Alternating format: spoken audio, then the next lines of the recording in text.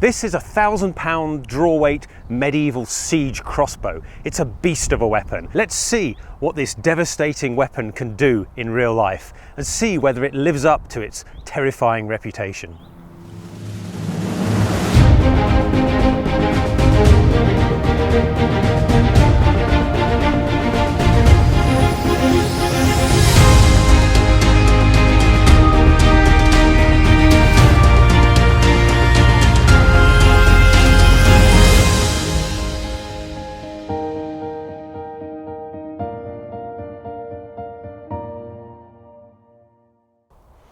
My research in various places has suggested that the siege crossbow has a range of 200 to 250 meters, 220, 270 yards, roughly that kind of range, about the same as a longbow supposedly, but I have my doubts. So I'm going to test out this particular siege crossbow. Let me measure 100 paces in that direction in the traditional way of striding out 100 paces, and we'll see how it goes. 1, 2, 3, 4, 5, 6, 8, 9, 10, 95, 96, 97, 98, 99, 100.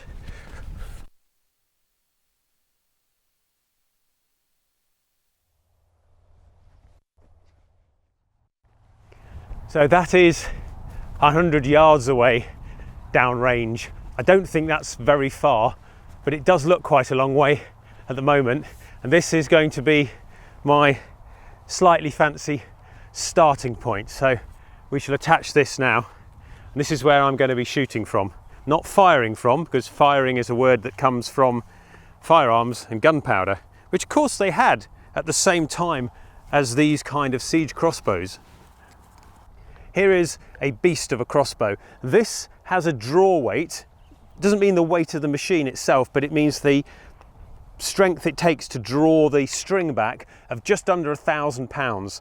Depends on how you measure it, but 980, 1,000 pounds. So it sends 1,000 pounds of force into the bolt over a span of about 5.5, 6 inches. So the power range, the power stroke, is only about 5.5, 6 inches compared to a longbow, which could be 30 inches. The prod, the actual bow itself, is made of steel, and it's fairly hefty. It's at least 1/2 inch thick up here, and it is probably 1.75 inches, 1.5 inches wide. So it's a fairly ferocious piece of steel. It has holding device here to keep the bow in place, and it's on a wooden shaft. It has a very simple release mechanism. This lever goes up, releases that to send the bolt forwards. The actual machine itself, this crossbow, weighs about 21 pounds or 9.5 kilograms, and it shoots a bolt. This bolt is made of oak, and it weighs something of the order of 180 to 200 grams. This is about twice as heavy as a longbow arrow. The head is quite chunky, and it is designed as a smashing weapon as much as anything. This is going to deliver quite a lot of energy to the target, and it is loaded. You can't span this by hand. I can literally move it a couple of inches by hand. There's no way you could do this by hand. You use what's called a windlass, and a windlass is a device which is really awkward actually. It's a force multiplier of human strength. Windlasses have been around since ancient times, so the technique was completely well known. This sits over the end like this, and so these hooks go over this bit here. You tighten it up slightly, make sure it's hooked on. Is that hooked on and balanced? So that's hooked on and balanced now, and then you foot in and you wind it up. See how long it's taking me? This is taking me a lot longer than a bow would, or a simpler crossbow, hand-drawn crossbow, but it is substantially stronger. Most hand-drawn medieval crossbows, 190, 200 pounds if you use a belt. This is 6 times that almost. It's actually quite easy. The mechanical advantage is over 100 to 1. So whatever you're drawing there, this is actually not very difficult at all. But you can see I'm already having a problem This is one of the things I've found in using the windlass system. It's a pain to do, and if you get it wrong, it goes very wrong. This has to be over the pulleys. Depending on how the pulley system is arranged, the ropes seem to sometimes come off it, and they have done again, so I'm going to have to reset it.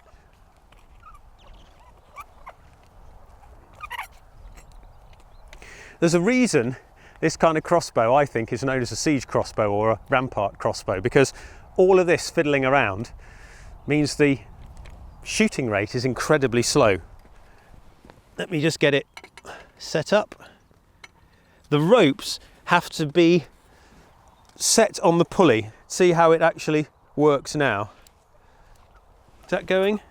Yes, that's going. Do it a little bit more briskly. Right, we're in.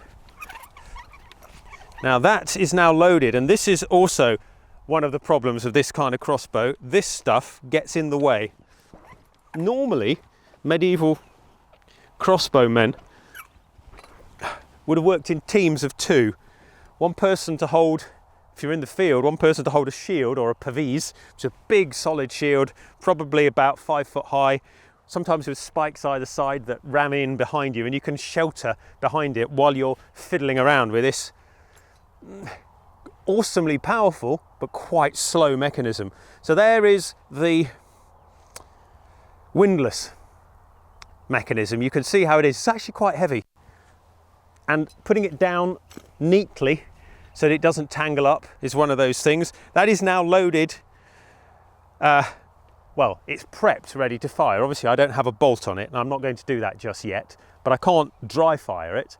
So what I'm going to do is do some tests now and see how far it can go at maximum range.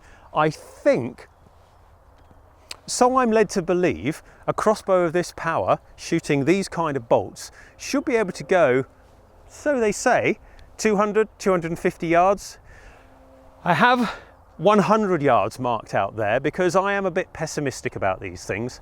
I think books and tales are sometimes a bit tall, and I don't think it'll go that far. I just have a suspicion it's going to not go as far as some people say. I'm going to shoot it for distance first, so I'm going to shoot at an angle, 45 degrees, try and get maximum range, which you would be doing if you were trying to drop plunging fire on an opposing force. So let's say I'm shooting at knights in armour who are safe over there, out of range. How many shots can I get off before they meet my line? I think the answer is, with this kind of device, probably not more than 2, and I think probably 1, because I think the point blank range is going to be less than 100 yards, and I think you would hold on to your one shot until maybe the horses and the other enemy were 50 yards away, and then try and do as much damage as you could as quickly as possible, and then hopefully your foot will keep them at bay while you reload. That's why these were devastating but slow firing. The crossbow is now ready to shoot. It doesn't have a bolt on it. I am now going to put that bolt on it, be very careful, and shoot it downrange.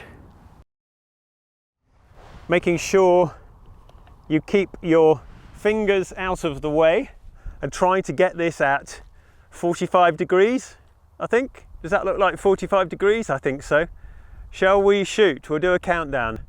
3, 2, 1, shoot.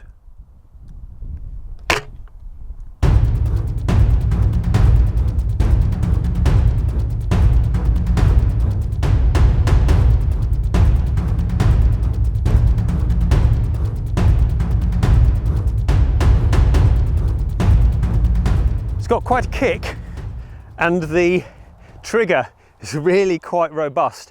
I pulled it, didn't actually trigger, and then pulled it harder and it shot. So it's a bit of a delay there, but that's interesting. It's got a very simple mechanical trigger, and with all of the power that's pulling on it, it is not a subtle trigger release, and there's quite a chunk of vibration went through my body when I released this. There's a lot of power in it. It hasn't gone as far as I thought it would do.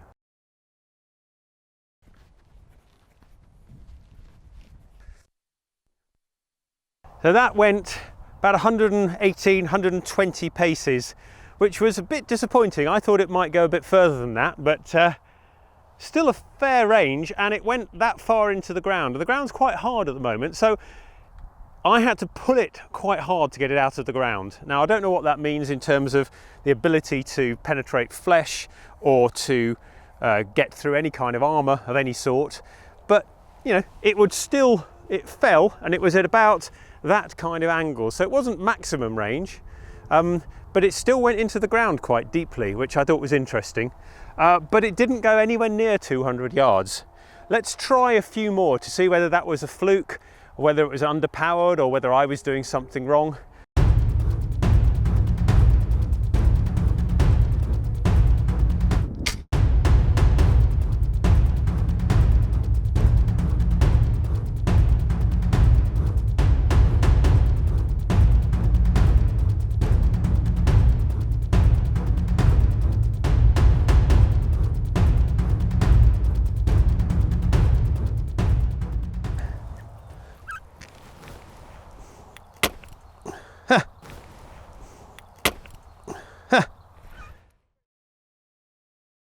You wouldn't believe it, but the rope has perished and broken, so I've had to tie it up. This is another problem with this kind of equipment. There's a lot to go wrong, so I'm going to see whether I can actually get it working again. I have to do some kind of battlefield emergency repair. I have a suspicion though that tying a knot will unbalance the whole thing and it won't work. Very, very efficient system, but there's a lot to go wrong with it, which is interesting. All right, let's try that one more time.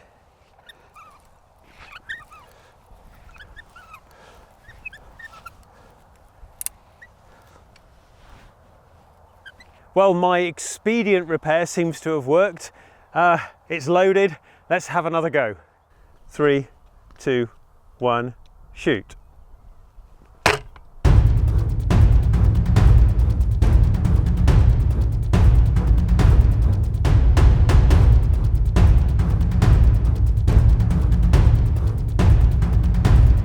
Paces, so roughly 100 meters, roughly 100 yards. I mean, who cares? We're using paces. They went a reasonable distance past. They went about 30 paces beyond, so 125, 130 paces. That is a reasonable distance. Maybe my siege crossbow is underpowered or isn't working particularly well. I don't know. Maybe the bolts are heavy, particularly heavy, but it's nowhere near the 200 to 250 yards that I've read about in various books. Maybe people just sometimes assume these things and nobody actually goes out and tests it. But 125, 130 paces is a lot short of 200 to 250. It's still a decent range though. If you're on foot, that's going to take you some time to cross the distance. But remember, those crossbows don't shoot very frequently, very quickly either. In fact, they're really quite slow. I think if you're against horse, the horses are going to be 200 yards away and fairly safe. They are going to be able to close the distance to you as a crossbow line in, I don't know, 15, 20 seconds is my estimate. Doesn't give you very long. I reckon you're going to be shooting not at extreme range, but at point blank range against massed cavalry, trying to bring them down in about 50 yards away from you. I don't think you're going to be lofting. If you loft, you're going to be lofting into foot that are marching in close formation towards you, and that might mean you'll get 2-3 shots off. Who knows? It's an interesting experiment. The bow itself is quite ferocious. It's got a real kick, and I imagine the impact to be fairly significant. You're just not going to get many impacts. So I'm going to go and gather up the bolts and discuss in a bit more detail my thoughts about this whole thing. This video is a bit of a funny one because I was in two minds about even putting it out. I thought we might as well just abandon it because so many things went wrong. And then I thought, actually, that's interesting in itself. Things do go wrong on the medieval battlefield. And the more complex the device you have, the more things there are that can go wrong. And that reflects on battlefield efficiency and the ability to win wars.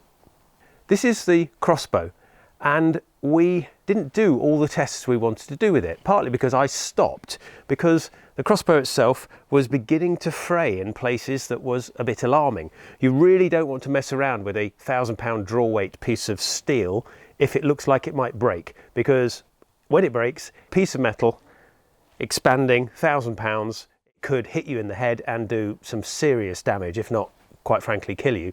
So we decided to call it quits and get the thing repaired. This crossbow itself was serviced very recently, and in the experiments we were doing over a day, it frayed in various places. And I think that's interesting, because that possibly means that in one battlefield encounter, one battle itself, some of the crossbows would be very close to failure, if not actually failed on the battlefield. Of surprise to me was that this particular crossbow and the bolts I was using didn't shoot nearly as far as I thought they might. 250 yards, perfectly standard range, I think, for a heavy crossbow. This went 130 yards. That's substantially less. Now, it might be that the bolts are not matched to this crossbow properly. It might be that this crossbow is not working as well as it should do, which is maybe why it's fraying in places. So it's possibly not a perfect crossbow for that kind of thing. Or it may be my technique is wrong, or any combination of those things. A crossbow is an individual machine, and I imagine provably some are better and some are worse. So you would hope on the battlefield that your crossbow was as perfected as possible. If you had a number of crossbows like this in your armoury of a castle, I think they would need to be looked after quite often. They certainly need to be serviced on a regular basis, and before you were going to take them into battle, you'd probably want to make sure it was serviceable. Make sure that the string itself hasn't perished, like this one, and make sure that the trigger action works nicely and everything is greased. So perhaps if you had a moment before a siege, you could repair that and prepare it in the days before. But if you just grabbed one of these from the armoury and expected to use it and expected it to work perfectly, I don't think that would have been the case. I think you would need to maintain this kind of heavy crossbow quite a lot more than you might expect. How fast can a skillful crossbowman load and reload this kind of crossbow? Well, I think roughly 20 seconds, 25 seconds. However, if something goes horribly wrong, if you put your windlass device down and it somehow lands funnily and it gets twisted, you're going to be spending quite a few moments trying to untangle that. And untangling things, as you know, the more panicked you are when you're trying to untangle things, the worse it gets. I think if you tangled up your windlass, you would probably not get another shot off in that battle. Because when you start, you're going to have the crossbow spanned and ready. So your first shot is arguably going to be whenever you can take it. You've then got to reload, which is going to take 20-25 seconds. The cavalry at 300 yards are going to be able to close that distance in about 30 seconds. I think it's likely that you would have one lofted shot at the cavalry, if you're really lucky, with light bolts perhaps, to get to the 250 yards. And then you're going to be frantically trying to reload and get a single other shot off at point blank range before the cavalry are upon your line. That means that this crossbow, if it was in a battlefield scenario, an open battlefield scenario, is probably only going to get 2 shots off if the enemy are serious about trying to run you down with lances. Things break on battlefields. Swords get chipped and blunted, lances break, bits of tack on the horse get broken as well, and armour falls off, and the crossbow is no different.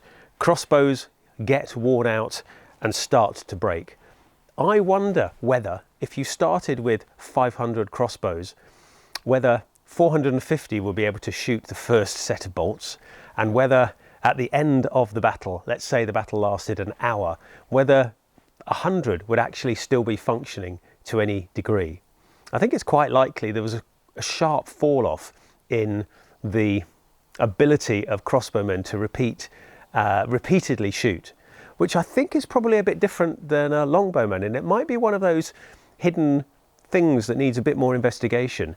There is so much to go wrong with a crossbow, and if, for example, your crossbow string breaks, you need a special device to respan it. You're not going to be doing that on the battlefield. You'll have to go back, talk to a specialist engineer and get it restrung, which means you're out of the battle.